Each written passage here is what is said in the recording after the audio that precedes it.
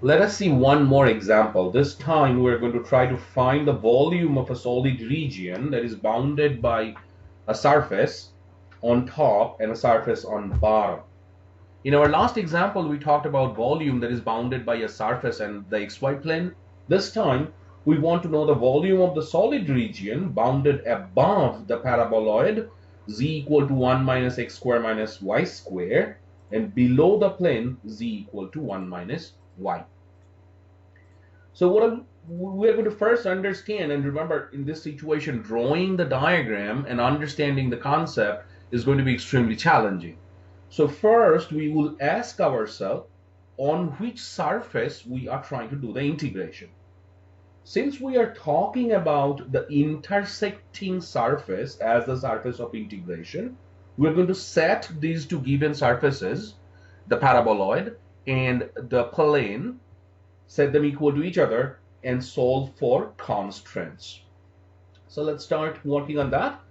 So we will say if I set 1 minus x square minus y square equal to 1 minus y, and then try to solve it for x, we are going to get x square equal to y minus y square, which means I take the square roots on both sides and I get absolute value of x equal to square root of y minus y square.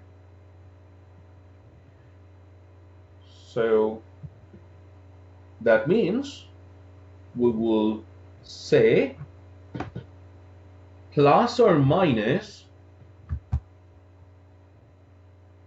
square root of y minus y square are the values for x. So x is equal to plus or minus square root of y minus y square. And why this is important for us? Think about what we have as the intersecting plane between z equal to 1 minus x square minus y square, the paraboloid, and z equal to 1 minus y square.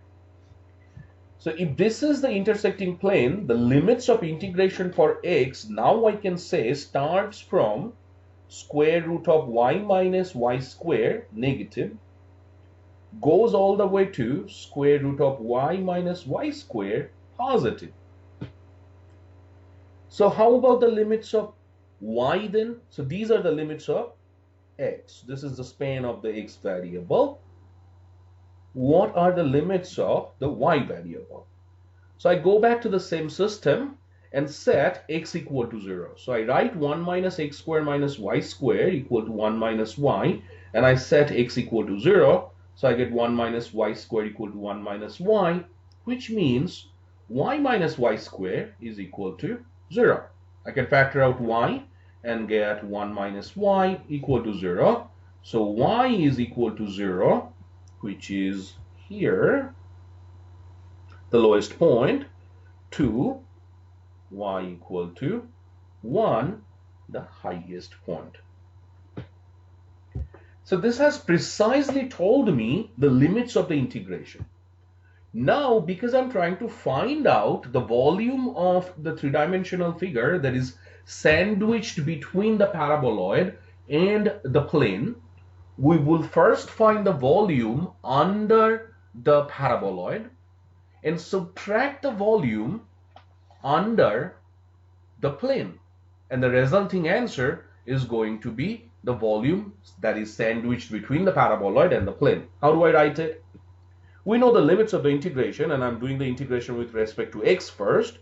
So I will say minus square root of y minus y square to square root of y minus y square. And remember, I'm doing the volume of the paraboloid first. So I'm going to write down the paraboloid equation, which is 1 minus x square minus y square dx. Limits of y is 0 and 1 dy. And then, as I said, minus, we will do the same thing, but this time the curve that we're using for the integration is going to be the plane. The limits are exactly the same as we have in the last situation. And we are going to write 1 minus y for the equation of the plane. Since the order of the integration in both integrations and the limits of the integration in both integrations are equal to each other, we can combine these two integrations and write it as integration 0 to 1 integration negative square root of y minus y square to square root of y minus y square, and see what I get. 1 minus x square minus y square minus 1 plus y when I subtract dx dy. So simplifying, I will get integration 0 to 1 integration. Let's do one thing. Let's call it negative a to a and remind ourselves that a is equal to square root of y minus y squared. We're going to keep that in mind for future. And 1 and negative 1, they will cancel each other, and I will get y minus x squared minus y squared dx dy. Let's start doing the integration now. So first and foremost, you are going to get integration 0 to 1. Since I'm doing integration with respect to x, y is a constant, so I get yx minus x to the power 3 over 3 minus y squared x. Limits are negative a to a, and finally we will do integration with respect to y. So let's see what we get when we put in the limits. Integration 0 to 1, you are setting x equal to a, so you get ya minus a cubed over 3 minus y squared a. Then I get minus, and I'm going to write down the rest of the terms inside parentheses so that I don't forget to distribute. This time you are putting in minus a, so you get minus ay. You're going to get minus of minus a to the power 3 over 3 minus y squared times minus a. And then remember this, we will integrate with respect to y. Okay, so what I'm getting now, we'll get equal to integration 0 to 1 ya minus and minus makes it a plus ya minus a cubed over 3, again minus minus. From the cubing I will get one more minus, so that will make it a minus a to the power 3 over 3. Finally I get minus y squared a, minus times minus is a plus, so plus y squared a, and then I say dy. Okay, so this is equal to integration 0 to 1. I can take this 2 outside, and I am seeing that I can factor out a from all the terms, and I will get y minus a square over 3 minus y square dy, which is equal to, I can write it as 2/3, and then I can say integration 0 to 1 a times 3y minus a squared minus y squared. What we do not want to forget that as per our substitution, y was a, square root of y minus y squared was a. So now let's put that back in and see what we get. So we get this is equal to 2 over 3 times integration 0 to 1 a times 3y, and I'm pretty sure this is going to be 3y squared as well.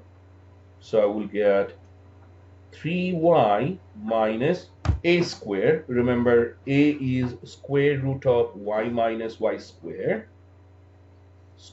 minus 3y squared, and there are a bunch of simplification required at this point. So I will say this is equal to 2/3 integration 0 to 1. Let's do one other thing. Let's put that a as square root of y minus y squared, and I get minus 3y minus y minus y squared minus 3y squared, and then I will finally say dy.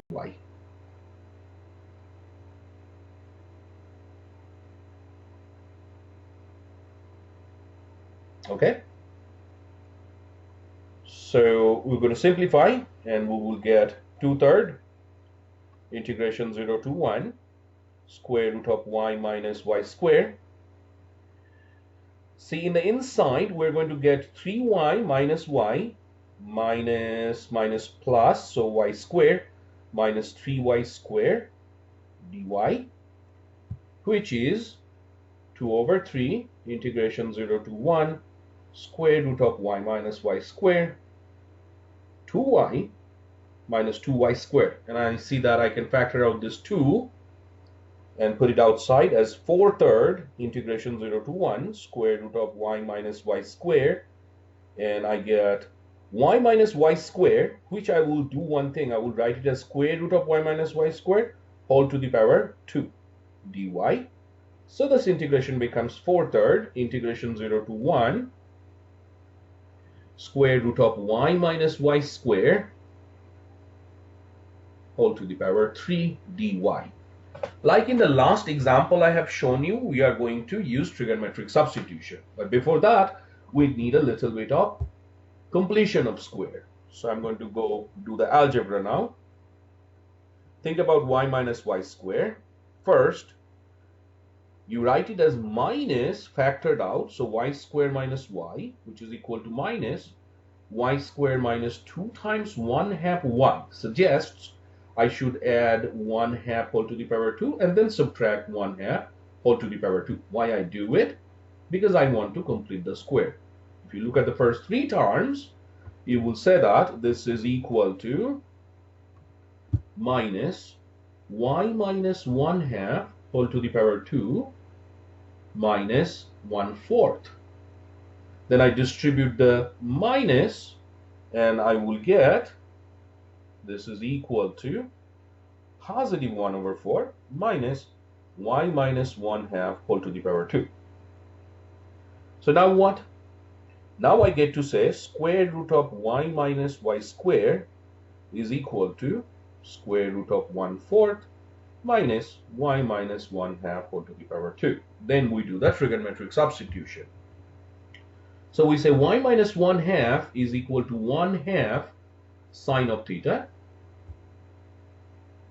So first we are going to say that implies dy is equal to 1/2 cosine theta d theta.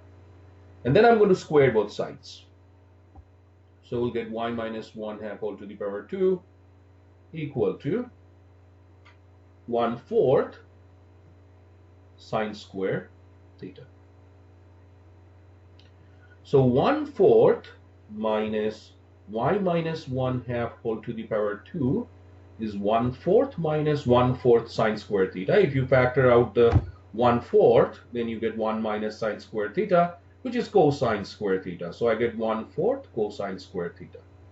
Take the square roots on both sides, and I'm going to get square root of y minus 1/2 whole square. In fact, I should have said 1/4 minus. So let me go back.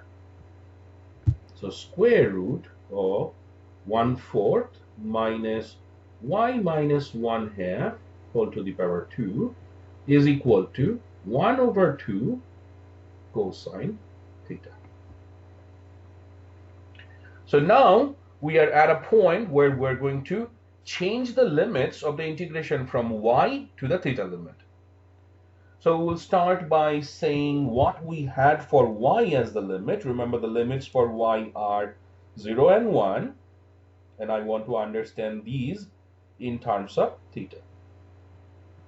So go ahead and write down in the substitution y minus 1/2 equal to 1/2 sine theta, and input the values of y. So if y is 0, I get negative 1/2 equal to 1/2 sine theta. Divide both sides by 1/2. You get sine theta equal to negative 1, which means theta is equal to negative pi/2. Whereas if I put 1 for y, then I get 1 minus 1/2 equal to 1/2 sine theta. So 1/2 equal to 1/2 sine theta. I divide both sides by 1/2. I get sine theta equal to 1. So theta using arc sine is pi/2. What does it tell me? Well, now I have a new integration. Remember, in front of the integration, I had a constant multiplier to start with, and that was 4/3. So I'm going to go ahead and write that down. 4/3. Integration limit were 0 to 1, and I'm going to change it to negative pi over 2 to pi over 2. And inside the integration, I had square root of y minus y square whole to the power 3. Square root of y minus y square, we just found out, is 1/2 cosine theta. So I write 1/2 cosine theta whole to the power 3 times dy. We found dy is equal to 1/2 cosine theta as well. So 1/2 cosine theta d theta. Simplifying all the constants and taking it outside, you get 1/8 here times 1 over 2 is 1/16. So I get 4/3 times 1/16. Integration negative pi over 2 to pi over 2 cosine to the power 4 theta. And you remember what I did with these type of trigonometric integration. We're going to do the same treatment. If I simplify the constant outside, I get 1 over 12.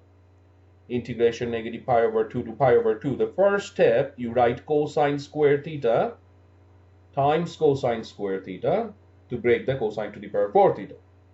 Then multiply 2 with each of them and divide by 2. Then you subtract 1, add 1 to each of these. And I'm trying to do this because I want to get the cosine double angle formula so that I can find the antiderivative. So I get 1 over 12 negative pi over 2 to pi over 2. 2 cosine square theta minus 1 is cosine 2 theta plus 1 times cosine 2 theta plus 1 all over 4 d theta. I'm going to now bring this 4 outside and FOIL this portion. I will get 1 over 48, and when I FOIL cosine 2 theta plus 1 whole square, I will get integration negative pi over 2 to pi over 2. And remember, you are supposed to get cosine square 2 theta plus 2 cosine 2 theta plus 1 and d theta of all of that. Again, I need double angle formula, so I write it as 1 over 48 integration negative pi over 2 to pi over 2. Same treatment for the cosine square term. So you write cosine square 2 theta, then you multiply 2 on top, 2 on bottom, subtract 1 and 1. That's just the first term times whatever I had, 2 cosine 2 theta. So this is, I'm sorry, it's plus, and then finally plus 1 and d theta.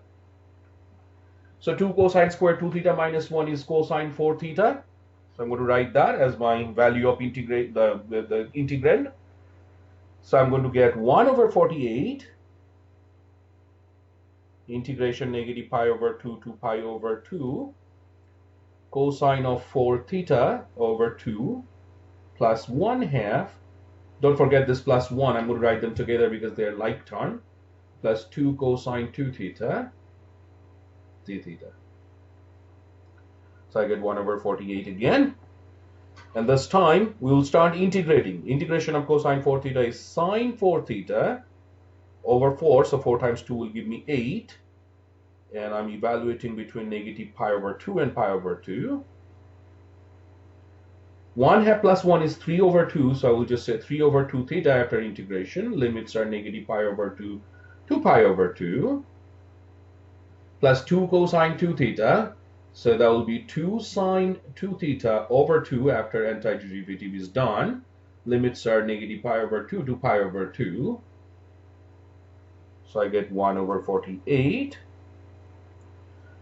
If theta is pi over 2, 4 theta is 2 pi, sine 2 pi is 0. Theta being negative pi over 2, 4 theta is negative 2 pi, so sine negative 2 pi is 0. So the contribution from the first integrand is 0. Whereas the second one will give me 3 over 2 times pi over 2 minus pi over 2. The third one is pretty similar. 2 and 2 cancels, and theta becoming pi over 2. So 2 theta is pi, sine pi is 0. Theta is negative pi over 2. 2 theta is negative pi. Sine negative pi is also 0. So no contribution. So what I get 1 over 48 times 3 over 2 times pi, because pi over 2 minus minus is plus, pi over 2 plus pi over 2 is pi. So I get 3 pi over 96 as the final answer for my volume. And remember, I want you to answer this question in a special format. I said that find the volume, write it as a pi over b, and then find a times b. So first I'm going to write my answer as a pi over b. So if I write it as a pi over b, then I will say a is equal to, in fact, what I do first, let me go ahead and simplify this thing first before I do the a pi over b, because I can cancel 3 and 96. So I will get pi over 32, and then I will write this as a times pi over b. So a is equal to 1, b is equal to 32.